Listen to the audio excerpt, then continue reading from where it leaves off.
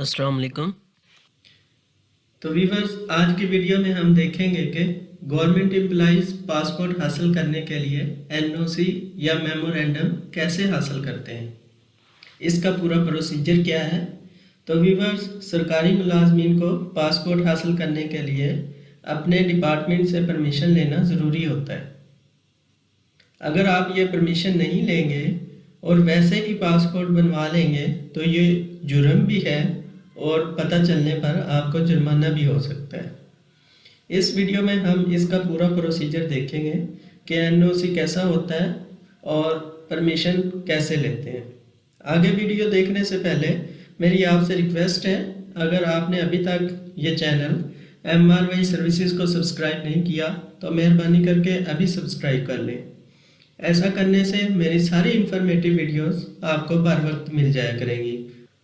तो व्यूअर्स, इसके लिए हम ओपन करते हैं एनओसी की एप्लीकेशन को और देखते हैं उसमें क्या क्या चीज़ें रिक्वायर्ड हैं और उसे फिल करते हैं।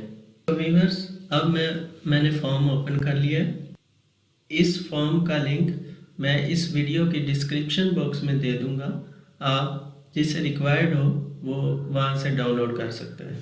सबसे पहले अपने ऑफिस का नाम लिखना होता है, यानी कि आप किस ऑफिस से बिलोंग करते हैं।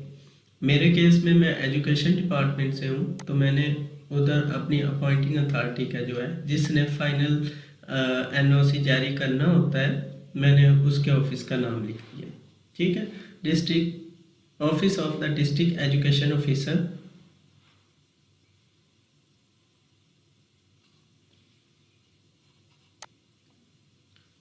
तो व्यूअर्स, मैंने ये फॉर्म ओपन कर लिया।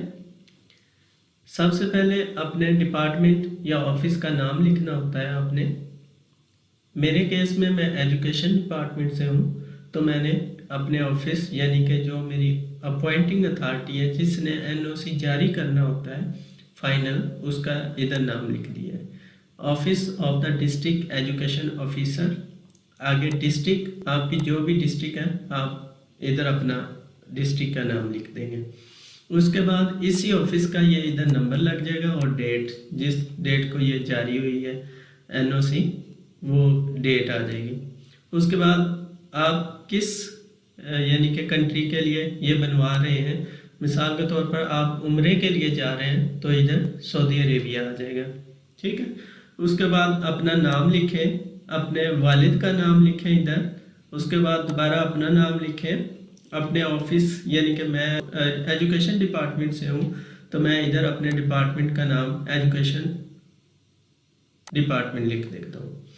एज आपका डेजिग्नेशन क्या है, आपने इधर अपना डेजिग्नेशन मेंशन कर देना है। उसके बाद ये सारा हिज हर की एडिटिंग आप खुद कर लेंगे।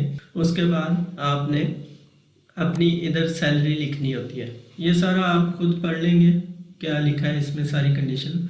उसके बाद फाइनल आपने इधर अपनी सैलरी लिखनी होती है। सैलरी लिखने के बाद ये आपकी स्टैंप आ गई आपके अपॉइंटिंग अथॉरिटी की। अपॉइंटिंग अथॉरिटी ने ये एनओसी जारी करना होता है। मेरे केस में मैं एजुकेशन डिपार्टमेंट से हूँ, तो मैंने अपनी appointing authority district education officer, district आगे अपनी डिस्ट्रिक्ट का नाम, आप जिस डिपार्टमेंट से भी हैं आप जो भी आपकी अपॉइंटिंग अथॉरिटी होगी उसकी इधर स्टैंप बना लें। इधर उनका नाम आ जाएगा और नीचे उसकी स्टैंप और सिग्नेचर आ जाएगी। ठीक है, ये करने के बाद इसका प्रिंट लेने के बाद आपने पासपोर्ट ऑफिस जाना होता है और पासपोर्ट ऑफिस जाने के बाद आगे नेक्स्ट क्या प्रोसीजर होता है ये मैं किसी दिन किसी और वीडियो में बताऊंगा। अब तक के लिए इतना ही। और लास्ट पे मेरी रिक्वेस्ट है, अगर आपने अभी तक भी चैनल को सब्सक्राइब नहीं किया तो कर लें और दुआओं में याद रखिएगा। अल्लाह हाफिज़।